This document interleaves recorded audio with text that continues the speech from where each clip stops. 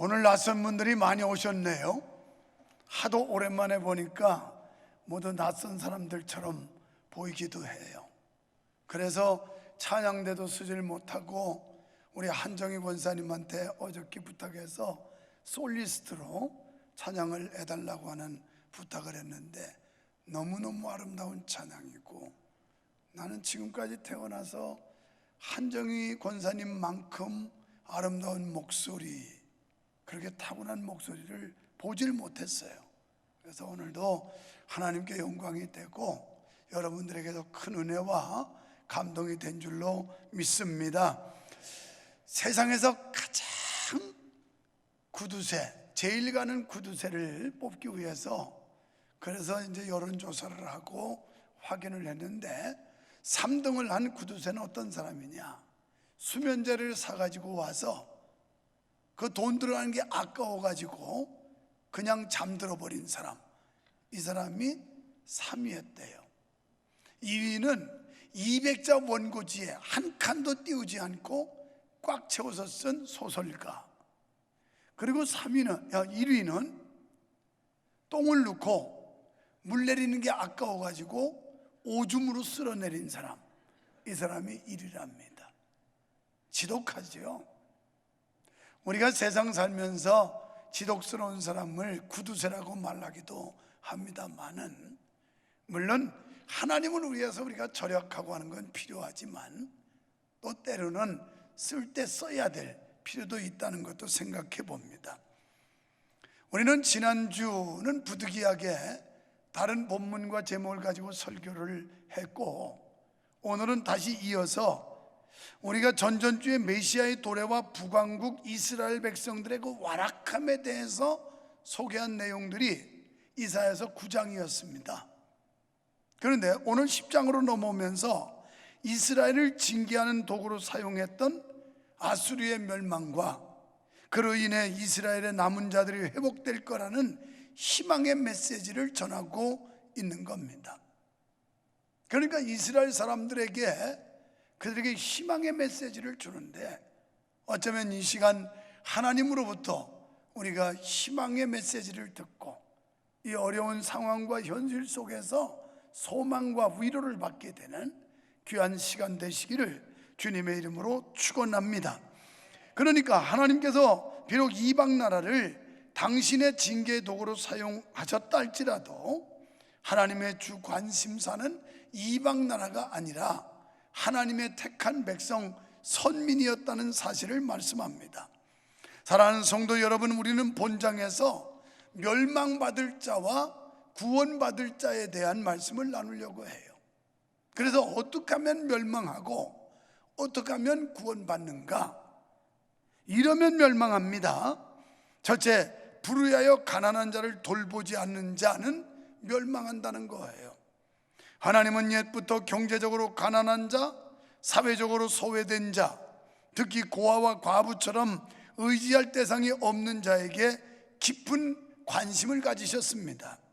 신명기 10장 18절에 보면 고아와 과부를 위하여 신원하시며 나그네를 사랑하사 그에게 식물과 의복을 주시나니, 그리고 19절에서는 나그네를 사랑하라. 그러니까 의지할 데 없는, 거처할 데가 없는 이런 나그네, 그러니까 소위 말하면 나약한 자, 연약한 자, 이런 사람들이겠죠. 또 잠언 23장 10절에 보면 옛 지게석을 옮기지 말며 외로운 자식의 밭을 침범하지 말지어다, 이런 말씀을 해요. 그러니까 이 경계를 옮기면서 남의 것을 갈취나 착취한다든지 이렇게 뺏는 일들, 이런 거 하지 말고 힘없는 사람, 외로운 사람들의 밭을, 그걸 뺏지 말라는 거예요. 그러니까 약한 자들을 압박하거나 억압하거나 약한 자들의 것을 착취나 갈취하는 일을 하면 안 된다는 겁니다.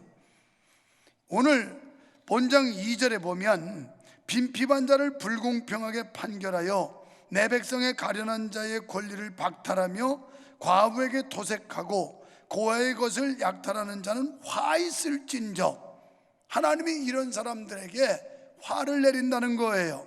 2절에 빈핍한 자라는 말은 과부, 고아, 또는 권력에서 소외된 자, 그러니까 힘도 없고 백도 없고 돈도 없고 아무것도 갖지 못한 자들, 이런 나약한 자들을 지칭하는 겁니다. 이런 사람들을 무시하지 말고 하대하지 말고 귀히 여겨라, 이런 뜻인데, 여러분 이 말씀은 사회적 약자는 물론 교회 안에 영적인 약자도 의미하는 것입니다. 교회는 모든 사람들을 공평하게 대해야 됩니다. 여러분 돈뿐이나 있다고 우대한다든지, 사회적 권력과 지위가 있다고 해서 높여준다든지, 그리고 그런 것을 갖추지 못해서 하대한 것을 멸시한다든지, 이런 행위는 성경적이지 못하고 교회에 마땅한 도리가 아니라는 겁니다. 그래서 교회는 있는 자나 없는 자나, 뭐 사회적으로 권력이 있거나 없거나 그런 거 상관없어요. 모든 그리스도인들은 하나님의 백성으로, 하나님의 자녀로, 존귀한 자로 인정받아야 되고 공평함을 인정받아야 되는 줄 믿습니다. 오히려 약한 자들에게 더 많은 관심을 가져라 하는 겁니다. 하나님은 이스라엘에게 빈비반 인생을 도울 것을 명령하셨습니다. 이렇게 사는 것이 진정으로 경건하게 사는 것이고 또 하나님 앞에 합당한 일이라고 성경은 말씀하고 있습니다. 야고보서 1장 27절에 보면 하나님 아버지 앞에서 정결하고 더러움이 없는 경건은 곧 고아와 과부를 그 환난 중에 돌아보고 또 자기를 지켜 쇠 속에 물들지 않는 것이다. 여러분, 우리 자신을 지켜야 되는 거예요. 쇠 속에 물들지 않도록 삼가 조심해야 되는 겁니다. 여러분, 바닷속에 염분이 있지만 살아있는 물고기는 절대 그 몸 안에 염분이 침투해 들어가지 못해요. 죽으면 소금기가 들어가는 겁니다. 마찬가지로 여러분의 생명이, 여러분의 영혼이, 여러분의 믿음이 살아있다면 이 세상의 타락한 문화와 잘못된 사상과 잘못된 것들을 받아들일 수도 없거니와 그것을 단호히 거부할 수 있는 이런 영적 힘을 가져야 된다는 거예요. 그래서 쇠 속에 물들지 않는 것이라고 하나님은 말씀합니다. 그런데 이스라엘 내의 지도자들 가운데는 이런 하나님의 심정을 여지없이 짓밟아 버리고 연약한 자들을 오히려 착취의 대상으로 삼는 자들이 있었던 겁니다.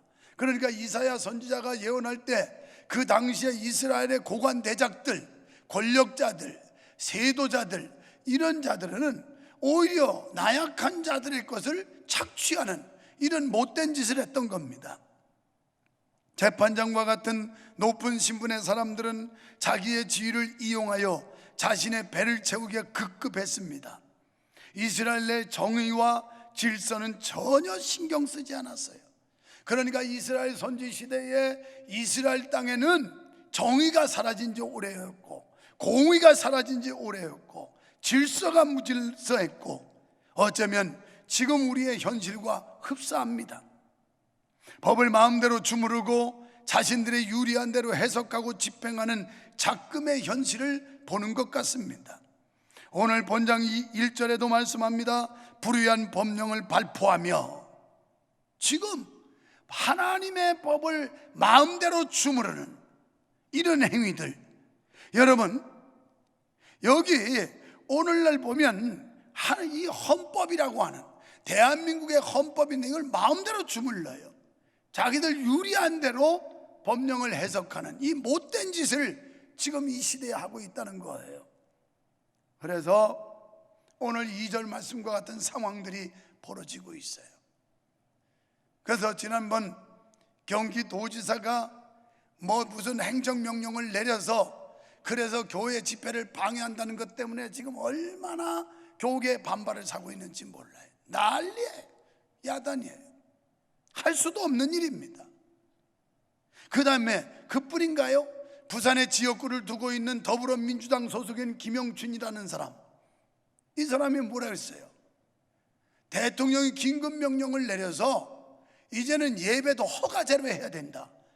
이게 무슨 이건 제정신이에요 지금? 이거는 중국 공산당 시진핑이나 하는 그런 사상이고 정책이에요. 거기는 허가제 예배예요. 대한민국은 헌법 20조에 대한민국 국민은 누구나 종교의 자유를 가질 수 있다고 있습니다. 종교의 자유를 누가 박탈한다는 거예요? 지금 이 나라가 이 지경으로 되고 있어요. 정신없는 세상이에요. 헌법도 무시하고 탈법, 초법, 반칙 이런 게 난무한 세상이 지금 우리가 겪고 있는 세상이라고요. 마스크들 다 쓰셨는데 마스크 사기 어떻게 쉽던가요? 글쎄 쉬운 사람도 있을 거예요. 그러나 어려운 사람 많아요. 2부 예배 마치고 우리 안수 집사님 그러더라고요. 마스크 사기가 쉽더냐고 그랬더니 자기가 일 안 하고 1시간 줄 서가지고 사다 자기 와이프 씌웠다고 그러더라고요. 마스크 2개 사기 위해서 사람들이 줄줄이 쓰고 있어요. 이게 뭐 하는 짓이에요 이게? 이거 뭐 배급제 훈련하고 있는 거예요? 똥개 길들이고 있는 거예요? 간단해요. 지금 이걸 보급하는 루트가 지금 잘못된 겁니다. 그래서 지금 구설수에 오르고 있잖아요. 어떤 특정 업체에다가 이걸 보급을 다 맡겨가지고 배포하는데 이게 문제라는 거 아니에요?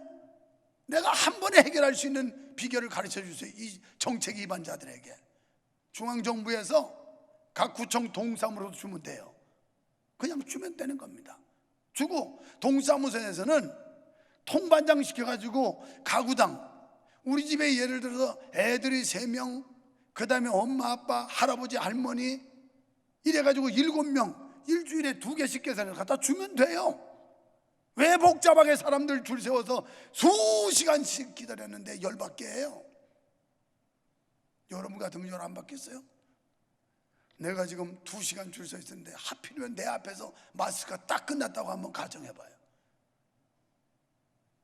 열받을 겁니다. 그러니까 낯들고 설치고 약사한테 위협하고 행패를 부리고 난리치지 않겠어요? 그냥 약국에서 마스크 있어요? 없는데요? 그러면 이거 없다니까 지나갈 수 있지만 이건 줄을 쫙 서가지고 기다려요. 이거 당장이라도 바꿔야 돼요. 그냥 행정 공무원들 뭐 하는 건데요? 그 사람들이 동사무소에서 다 아파트 요즘에는 관리사무소 갖다 던져주면 관리소 그 직원들이 다 나눠주면 돼요. 그거 떼어먹었다는 난리나요 요새는. 그럼 각 가정마다 다 주면 되는 거 아니에요?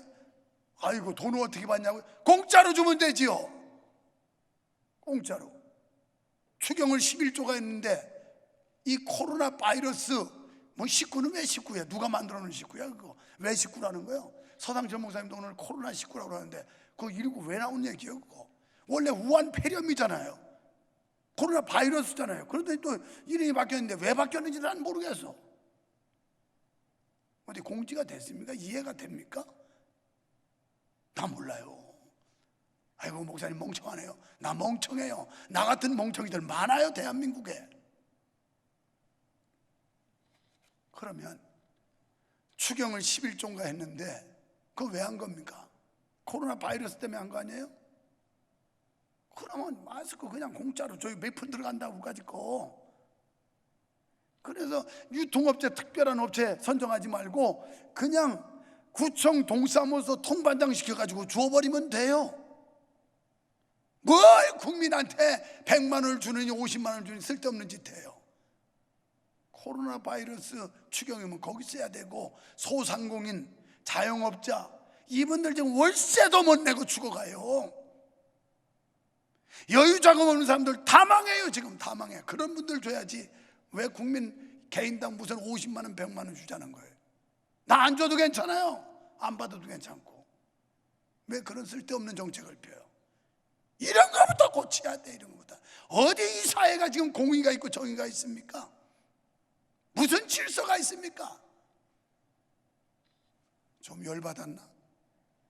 심했나? 깨어나야 돼요. 깨어나야 돼. 깨어나야 돼. 지금 왜 우리가 줄 서서 그걸 받아요? 몇 시간씩 서가지고. 그러니까 연세 드신 분들, 젊은 사람 일해야 되고 노인네들 가서 있다가 쓰러져가지고 그냥 유명을 달리하기도 하고. 이게 나라가 할 짓입니까? 그 추경 가지고 공짜로 생산업체에 다 원가 다 계산해서 주고 그러고도 다 돌려주면 돼. 돌려주면 그럼 우리가 돈 주고 마스크 사라고 돈 쓰나? 정부에서 주고 우리 돈 갖다 소비하나? 뭐가 다른 게 있습니까? 똑같은 거지. 그 돈 줘가지고 마스크 돈 주면 뭐 그 돈이 그 돈 아니에요? 왜 정책을 이런 식으로 하는지 차라리 나한테 기도 많이 하는 목사한테 배웠으면 좋겠어요. 목사님, 이 정책을 어떻게 하면 좋을까요? 이 코로나 정책을, 마스크 정책을 어떻게 하면, 그러면 내가 소스를 주지요. 이렇게 하라고 그러면 간단하다고 왜 애꿎은 국민들을 고생시키느냐고 줄 세워놓고, 게다가 교회가 이렇게 특정한 시간에 제대로 오지도 않아가지고 띄엄띄엄 앉았는데, 교회가 무슨 전염병의 온상이라고 되는 것처럼 교회를 족쇄를 채우려고 못된 짓을 하고 있어요. 이만큼 예방과 방역을 철저히 하는 집단이 어디 있습니까? 여기다가 다 줄 세워가지고 전부 띄엄띄엄 앉혀가지고 이렇게 안전제일주의를 하는데 어쩌란 말이에요. 어쩌라는 거. 이런 게 그렇게 우려가 되면 예식장 다 문 닫아야 되고, 마트 다 문 닫아야 되고. 나 어제 결혼주례 하러 갔다가 밥도 안 먹고 왔어요. 왜? 그 식당에 가지고 빠글빠글 하는데 밥 먹는데 마스크 쓰고 먹을 수도 없고, 그거 누가 스쳐갈지도 모르고, 그래서 우려가 돼서 그냥 안 먹고 왔어요. 안 먹고 집에 와서 간단하게 요기하고 말았어요. 어제도 보니까 사람들이 빠글빠글해. 그런 데는 왜 열어놓는 거예요? 여기보다 훨씬 밀집이 돼가지고 전염 위험성이 많은데 이런 데는 왜? 그래서 마치고 오면서 손 좀 씻고 싶어가지고 세정제를 탔는데 어디 보여야 말이지. 엘리베이터에 있나 하고 왔더니 엘리베이터, 우리는 엘리베이터에 다 있어. 전부 다 요소 교회는 소독 다 했고, 지금도 여러분 오기 전에 소독 다 했고, 세정제 구석구석 다 있고, 엘리베이터에 세정제 있고, 이만큼 완벽하게 예방 조치를 하고 방역하는 교회가 교회들이에요. 이게 교회가. 그럼 교회에다 협조 요청하고 이해를 구해야 될 일이지, 무슨 법에도 없는 거 가지고 강압적으로 예배를 허가제로 하자는 둥, 예배를 폐지하라는 둥, 여기에 우리가 무릎 꿇어서 되겠어요? 교회가 분연히 일어나야 돼요. 분연히 일어나야 돼. 교회들이. 집에 있는 사람들 마찬가지야. 애기 때문에 예민해서 안 나오는 거 이해는 하지만 마찬가지. 그러면 지금 뭐 여기 교회에서 예배하지 말라고 그러면 세종청사부터 문 닫아야 돼. 거기 확진자가 갑자기 얼마나 많이 생기는데 그건 문 닫아야지. 왜 하나님의 교회가 예방도 방역도 철저히 하는데 교회를 문 닫아야 된다고 그렇게 여론몰이를 하느냐 말이에요. 이거 동의할 수 있어요, 여러분이? 그거 동의한다면 난 크리스찬이지. 안티지, 안티. 교회 안에 안티. 그러니까 알았어 생각해. 하여튼 그런데 동조하면 그 사람은 안티 크리스찬이야. 내가 이분 때 그 설교했더니 우리 집사님, 안수 집사님 한 분이, 목사님 그렇습니다. 나도 그 동감입니다. 아니 통장 반장 통해서 주면 되지 왜 사람들을 줄 세워서 그렇게 고통을 주고 괴롭게 하는지 모르겠다고. 목사님 말씀 맞다고. 맞아요, 맞아. 그거 몇 푼 된다고 마스크 그까지 그 1조만 풀어서 주면 되겠네. 몰라, 뭐 안 될지도. 그런데 되지 않겠어까지 뭐 하루에 800만 장씩 준다는데 괜찮아. 여기는 멀어서 여기 부딪히 사람도 없어. 그리고 뒤통수 여처럼 쳐다보고 있어서 세종청사도 보니까 밥을 이렇게 돌아서 먹더라고. 그 여러분 뒤통수 봐서 괜찮아요. 그런데 하도 얘기를 하니까 다 쓰라고 그러는 거야. 다. 왜냐하면 시비 걸을 테니까. 아유, 괜히 열받았네.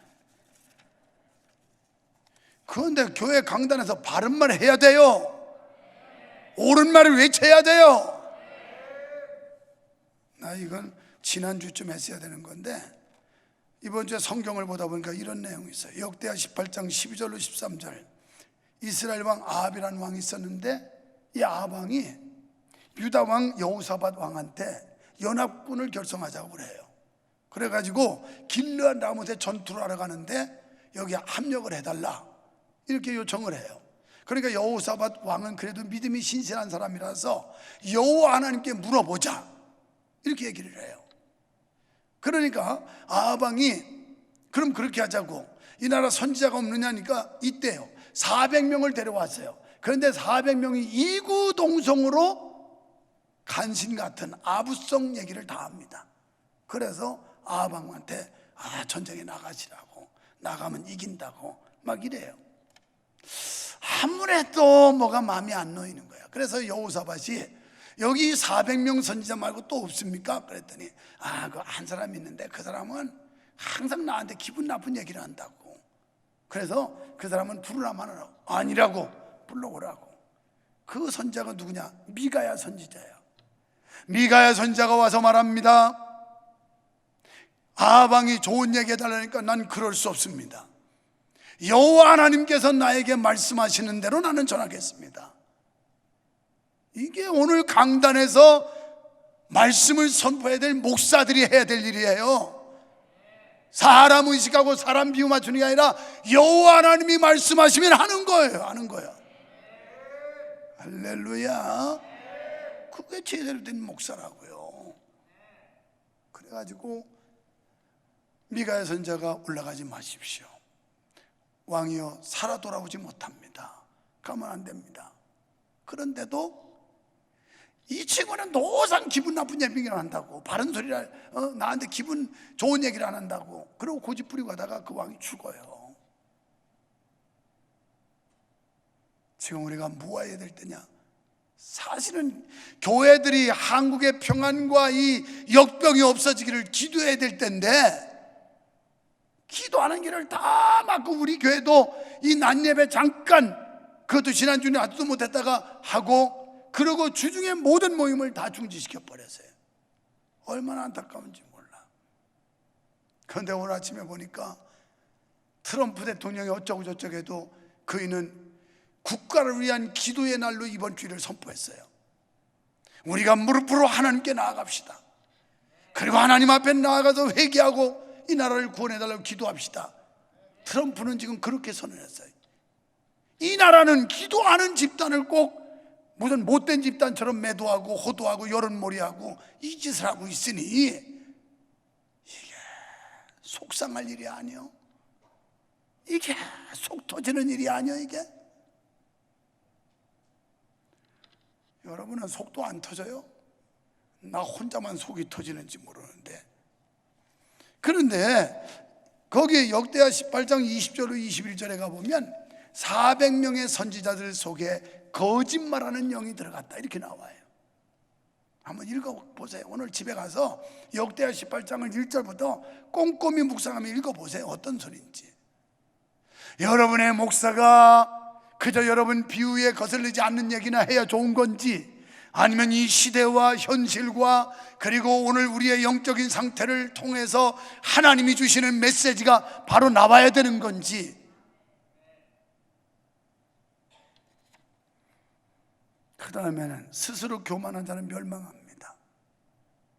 하나님께서는 자기 백성 이스라엘의 교만을 꺾으시기 위해 이방 나라 중에 이 아수르라는 나라를 들어서 심판의 몽둥이를 쓰셨어요. 그렇다고 아수르라는 나라가 도덕적으로 깨끗하고 신앙적으로 온전해서 썼느냐? 그렇지 않아요. 이 나라가 하나님이 좋아하는 나라가 아니에요. 그러나 하나님께서는 이 아수르라고 하는 이방 나라를 통해서 하나님의 백성을 깨닫게 하고 징치해서 하나님의 자녀로 돌아오게 하기 위해서 어쩔 수 없는 방법을 쓰셨다라는 거예요. 그냥 쉽게 설명을 하면 우리를 바로 세우기 위해서 때로는 할 수 없이 질병을 주기도 하고 물질의 압박을 주기도 하고 환경에 어떤 이 옥조임을 주기도 하고 우리를 하나님 앞에 돌아와서 바로 서기 위해서 그럴 수밖에 없었다는 거예요. 사실 하나님은 당신의 백성이 자고하고 하나님을 등지는 행위에 대해서 슬퍼하셨습니다. 그래서 어쩔 수 없이 외세의 손에 맡겼던 겁니다. 마치 불순물이 가득한 금강석을 고열로 계속 재련해서 순금을 뽑아내듯이 믿는 하나님의 백성들을 단련해서 온전한 하나님의 자녀가 되기를 원하는 그 소망과 바람 속에 하나님은 우리를 징계하실 수 있다는 거예요. 오늘 이런 현실 앞에서 우리 교회와 성도들 하나님 앞에서 교만하면 다른 세력과 환경을 통해서라도 심판하실 수 있다는 이 엄연한 진리의 말씀을 들어야 됩니다. 이런 때 우리는 자신을 돌아보고 우리가 하나님 앞에서 교만하진 않았는지, 그 풍족한 삶 속에서 신앙이 다 밑창으로 떨어져 버리고 하나님을 멀리 등지고도 그것을 느끼지 못하는 이런 무감각, 불감증에 빠져있는 신앙은 아니었는지, 이런 어려운 현 시국을 통해서 우리 자신을 돌아보고 믿음을 회복할 수 있는 이런 기회를 삼아야 할 줄로 믿습니다. 그러니까 하나님은 채찍을 사랑하신 것이 아니라 그 채찍을 맞는 자녀를 사랑했다는 거예요. 그런데 아수르는 이런 사실을 모르고 기고만장했어요. 자고했어요. 교만이 하늘을 향해서 솟아올랐습니다. 자기 힘을 신으로 삼고 자행자지했어요. 그 결과 하나님의 심판의 도구로 쓰임받던 아수르가 이제는 하나님의 심판의 대상이 돼버리고 말한 거예요. 하나님의 도구에 불과한 아수르는 자기 위치를 망각했어요. 오히려 팽창주의와 침략주의를 기치로 많은 나라를 삼키려는 탐심과 교만에 빠져 있었습니다. 이것이 그들의 패망의 결정적인 원인이었어요. 오늘 교만하면 망합니다. 하나님이 주신 지위, 하나님이 주신 건강, 하나님이 주신 물질, 하나님이 주신 이 축복들을 가지고 하나님께 감사할 줄 모르고 하나님께 영광 돌릴 줄 모르고 교만하면 망한다는 거예요. 사랑하는 성도 여러분, 이처럼 자기 위치와 사명을 망각한 채 교만한 인생은 하나님의 준엄한 심판을 면치 못한다는 사실을 교훈해주고 있는 것입니다. 하나님은 교만한 자와는 교통하지 않으신다고 야고보서 4장 6절에서 말씀하시는데, 한번 같이 한번 읽어보겠습니다. 그러나 더욱 큰 은혜를 주시나니 그러므로 일러스되 하나님이 교만한 자를 물리치시고 겸손한 자에게 은혜를 주신다 하였느니라. 아멘. 교만한 자는 하나님이 멀리한대, 겸손한 사람에게 은혜 주신대요. 이런 때일수록 자기를 돌아보고 주님 앞에 낮아져야 돼요. 겸손하면 하나님이 은혜 주실 줄 믿습니다. 그렇다면 구원 얻을 자는 어떤 자일까요? 하나님의 은혜를 의지하는 자입니다. 역사의 주인이신 하나님의 뜻에 따라 한때 이방 열국들이 위세를 떨칠 때 하나님께서는 열국의 틈바구니 속에서 신음하는 당신의 백성들을 방치하지 않으셨어요. 또 방관하지도 않으셨어요. 하나님은 눈물의 골짜기와 탄식의 포로지에 있는 당신의 백성들을 잊지 않으셨습니다. 비록 범죄한 다수를 버리실지라도 경건한 소수를 남기셔서 이스라엘을 건설하게 할 비전을 갖고 계셨는데, 오늘 20절로 21절에 보면 그날의 이스라엘의 남은 자와 야곱 족속의 피난한 자들이 다시는 자기를 친자를 의뢰치 아니하며, 그러니까 세상 나라, 세상 권력, 세상의 힘을 의지하지 않고 이들이 거룩하신 자 여호와를 진실이 의뢰하리니, 이제는 신앙이 하나님을 멀리 떠났던 자리에서 돌아서서 하나님께로 가까이 나왔다는 거예요. 남은 자 곧 야곱의 남은 자가 능하신 하나님께로 돌아올 것이라. 제발 원하기는 이 시대 여러분과 제가, 우리 교회가 하나님의 그 남은 자의 반열에 설 수 있게 되기를 소원합니다. 하나님은 다수를 이룰지라도 이 남은 자, 끝까지 하나님을 따르고 여호와의 신앙을 지키는 사람들, 이 사람들을 통해서 회복의 역사를, 다시 재건의 역사를 이루시겠다는 약속입니다. 여러분, 우리가 죄악의 자리에서 돌이키는 만큼 하나님을 기쁘시게 하는 일이 없다는 걸 믿으십시오. 오직 하나님의 은혜만이 우리의 생명을 보존하고 복된 미래를 설계할 수 있다는 사실을 믿으시기 바랍니다. 우리가 인간의 힘만 의지하는 것은 어리석은 일이에요. 그러나 오직 여호와를 의지하고 그분만을 앙망하는 자는 어떤 절망의 자리에서도 빛나는 소망을 갖게 될 줄로 믿으시기를 축원합니다. 이사야 40장 31절을 다 함께 오직 여호와를 앙망하는 자는 새 힘을 얻으리니 독수리의 날개치며 올라감과 들 것이요 다른 박질하여도 곤비치 아니하겠고 걸어가도 피곤치 아니하리로다. 아멘. 여호와를 소망하면 새 힘을 얻는데요. 오늘 예배하는 여러분, 여호와께 소망을 가지시기를 축원합니다. 하나님이 새 힘을 주실 줄 믿습니다. 독수리 날개침 같은 새 힘을 얻으셔서 달려가도 또 뛰어가도 피곤함이나 곤비치 않는 이 놀라운 하나님의 은혜가 여러분에게 함께 하시기를 축원합니다. 여러분, 이와 같은 말씀이 또 있어요. 시편 91편 1절에 보면 여호와 하나님을 의지하고 그 그늘 아래 피하는 사람들에게 어떤 축복이 있느냐. 6절에 보니까 밤에 오는 전염병과 그렇게 나와 있어요. 낮에 오는 재앙들이 너희에게 가까이 못하며, 그리고 7절에서는 천인 만인이 내 앞에서 고꾸러지고 넘어질지라도 그 재앙이 너를 해하지 못하도록 하나님이 지켜주신대요. 이 하나님의 보호하심이 우리 교회와 성도 여러분에게 함께 하시기를 축원합니다. 이걸 믿으라는 거예요.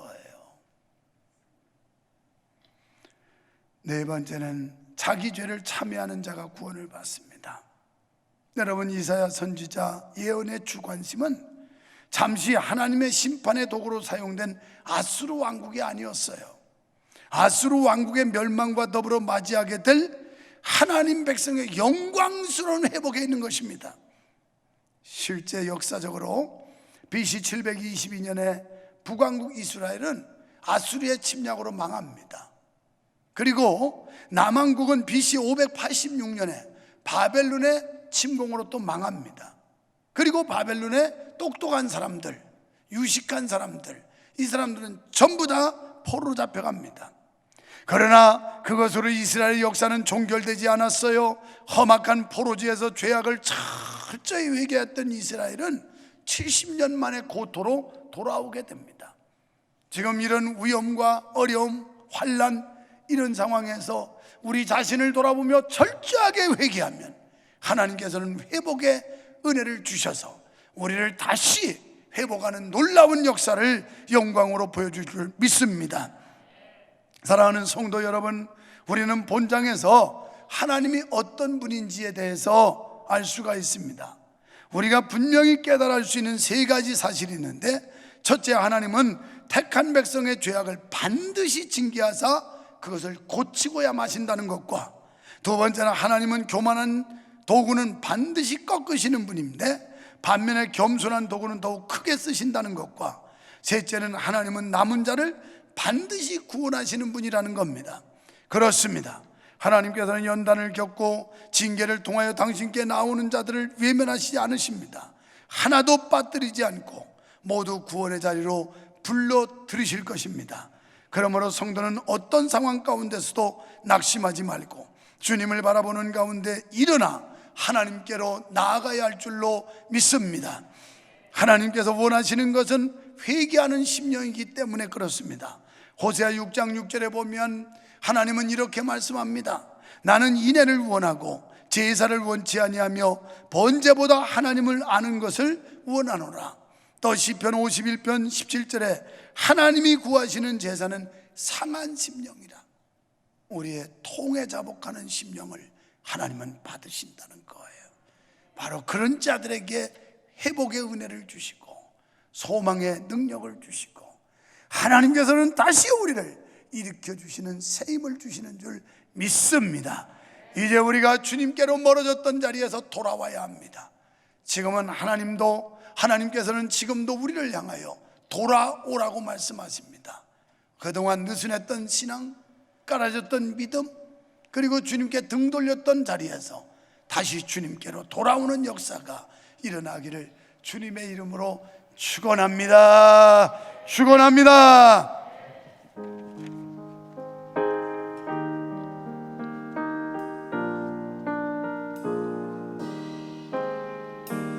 돌아와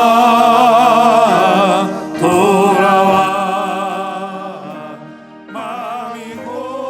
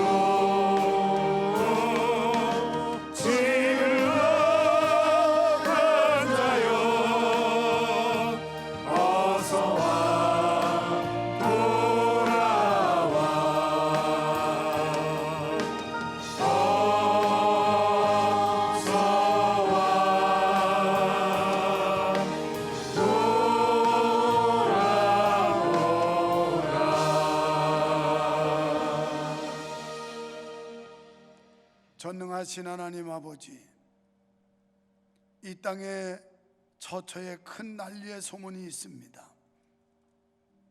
중국에서 발생한 이 우한발 폐렴은 대한민국을 휩쓸었고 지금도 여전히 열심히 방역과 치료하지만 위험지경에 있을 뿐만 아니라 모든 국민이 불안과 공포 속에 살아가고 있습니다.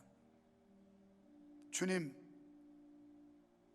이제 밀착 대면하지 말라고 하면서도 여전히 한편에서는 사람들이 집단으로 모이고 접촉하는 현상을 보면서 이 정책 위반자들이 먼저 바른 정치를 하게 하시고 바른 정책을 위반할 수 있도록 하나님이 간섭하여 주시옵소서. 정치적인 이해 득실, 계산적인 정치 정책하지 않게 하시고 정말 나라를 사랑하고 국민을 사랑하는 자들이 되게 하여 주시옵소서. 지금 세계의 난리의 소문이 퍼지고 있습니다. 이탈리아, 이란을 휩쓸고 있고 전 유럽을 휩쓸고 있고 이제는 북미 할 것 없이 어디도 안전지대가 없을 만큼 난리와 난리의 소문을 겪고 있습니다. 이런 때 트럼프가 국가를 위한 기도의 주일로 선포하듯이 우리 믿는 자들이 엎드려 기도해야 될 줄로 믿습니다. 하나님의 징계와 하나님의 이 심판이 무엇인지를 깨닫게 하시고 우리의 신앙을 바로 추스르게 하시옵으며 하나님 앞에 믿음으로 결단하며 신앙의 지조를 지킬 수 있는 우리가 되게 하여 주시옵소서. 지금 경제적 어려움 속에서 신음과 고통 속에 울부짖는 이 소규모 자영업자들과 소상공인들, 하나님이여, 단순히 이들뿐이 아니라 이제 인천공항에도 비행기가 다 멈춰서 하루 주기료만 해도 5천억씩 나간다고 할 정도로 엄청난 이 국가적 재앙을 만나고 있습니다. 하나님께서 자비와 긍휼을 베풀어 주시고 이 나라 풍요로운 나라, 강대한 나라 만들어줬는데 오히려 하는 짓은 여호와를 대적하고 있고 하나님의 창조 질서를 파괴하고 있고 하나님의 권위에 도전하는 무모한 짓을 하고 있는 이 땅, 이 백성을 불쌍히 여겨 주시옵소서. 여호와 하나님 개입하시고 교만한 자를 꺾어 주시옵소서. 예수님 이름으로 기도하옵나이다. 아멘.